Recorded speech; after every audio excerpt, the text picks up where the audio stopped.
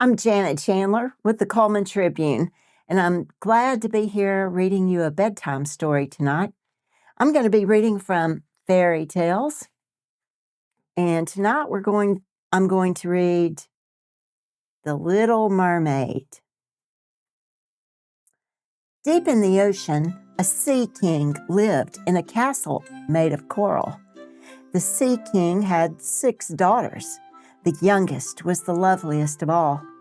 She was quiet and thoughtful, and she had the most beautiful singing voice of all the mermaids. On her 20th birthday, each princess was allowed to visit the water's surface for the first time.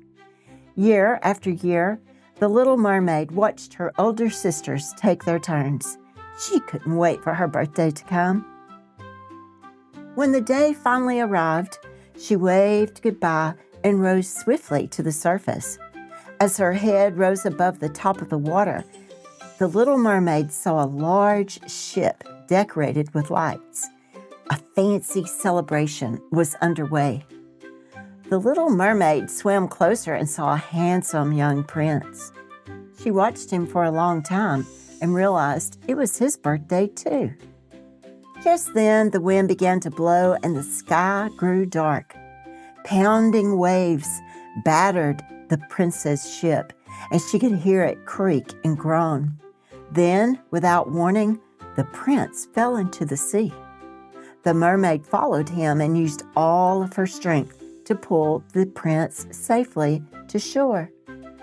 Tenderly, the Little Mermaid brushed the hair from the prince's head and bent her head to kiss his forehead. When she heard excited shouts from the other end of the beach, she knew that she had to leave him. For many days, the Little Mermaid could think of nothing but the prince. "Perhaps the sea witch will agree to help you," suggested one of her older sisters. The Little Mermaid went to visit the sea witch at once. "Princess, I can give you human legs so you can walk and dance on land," she said. "But in return, you must give me your voice." The Little Mermaid agreed to her terms.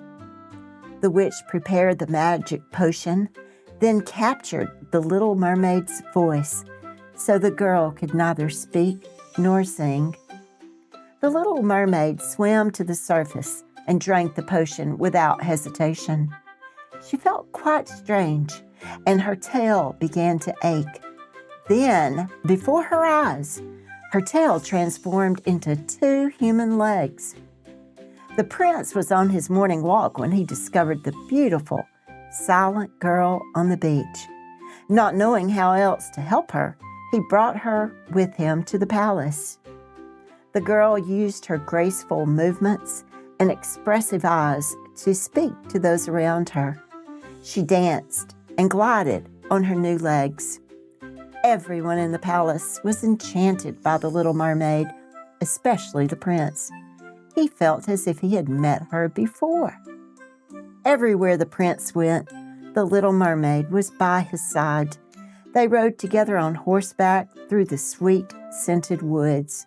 As the days passed, the Little Mermaid fell deeper and deeper in love with the prince. As it happened, he also grew very fond of her. The Little Mermaid loved to stroll through the gardens of the palace, hand in hand with the prince. But at night, when the royal household was asleep, the Little Mermaid would follow the broad marble steps from the palace down to the water's edge. There she would sit in the moonlight and bathe her weary feet in the cool seawater. Her thoughts would turn to her beloved family. One night, her sisters rose to the surface, singing as they floated on the water. They saw the Little Mermaid and swam closer. They told her how much they missed her. They pleaded with her to return with them to their home beneath the sea. The Little Mermaid smiled at them. She used gestures to explain how wonderful it was to be with the prince. After that, her sisters came to the palace every night to visit. She even saw her father once in the distance.